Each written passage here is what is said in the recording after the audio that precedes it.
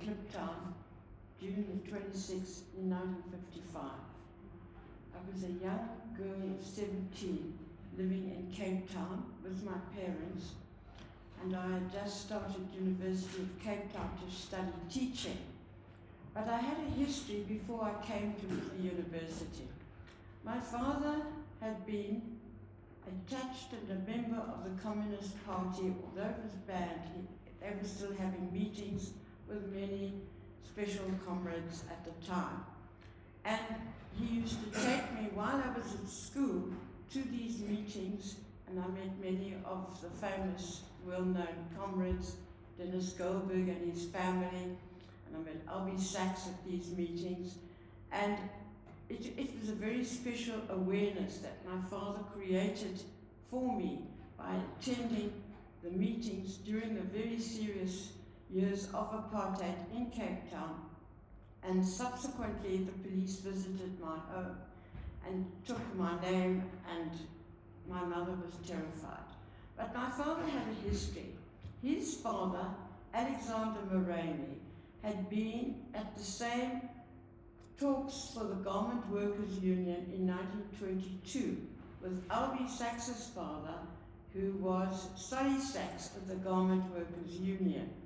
And they had fought for the rights of garment workers, and there was a strike in 1922 going back for the rights of workers. So I did have a history of awareness of what was going on in our country under apartheid. It was very serious, and it was very disturbing to have people treated in the way our former regime, under the apartheid regime, were treating everybody. So when I got to university in 1955, Comrade Albie knew me and invited me to join what was called the Modern World Society, where we organized programs to make student body of Cape Town aware of the very serious problem of apartheid affecting people's lives and giving lack of dignity, lack of human dignity to people. And then Comrade Albie invited me to join the group of students leaving Cape Town for Kliptown.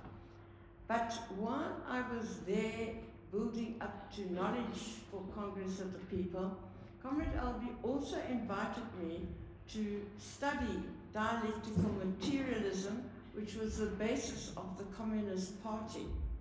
And that was a very privileged group of people. One of them, the group was conducted by Professor Jack Simons, who was a serious intellectual leader of the movement in the country, and Walter Kamba, who became the principal of the school, the University of Zimbabwe. He left that dialect, he studied law at Cape Town, and he was in the same group, Mervyn Benham, and Mervyn went with me came with to Cape Town, and his picture is with me standing at the Congress. So, I'll put it here. You can't really see, but the Mervyn is standing. Wow. So we went up. Thank you. So we went up by train, came up, it was very adventurous because I told my parents I was coming to a student movement NUSAS, but I was really coming to the Congress of the People. And we came to Joburg on the Sunday early in the morning, and Yusuf Wadi, who was an attorney at the time in Joburg, gave us breakfast, and then we went to Kliptown. And it was overwhelming because we knew that many people in the country had sent in pleas to draw up the Freedom Charter.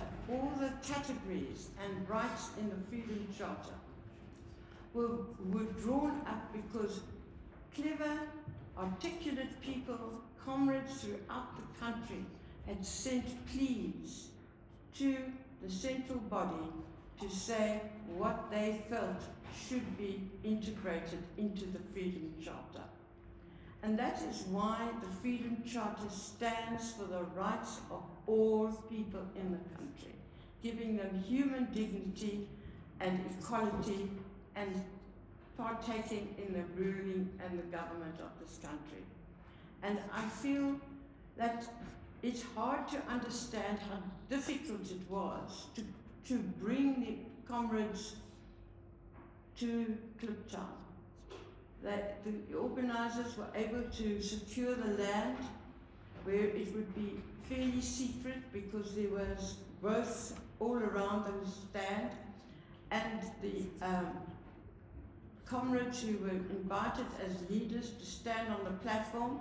Comrade Albie was already noticed as a leader. He didn't sit with the student movement. He was on the main board, like this would be. He was at the top board and public eye. So was Comrade Oliver Tambo was the main speaker, and he inspired the people who had the guts and courage to come to Copelan to fight for the rights for the future of our country.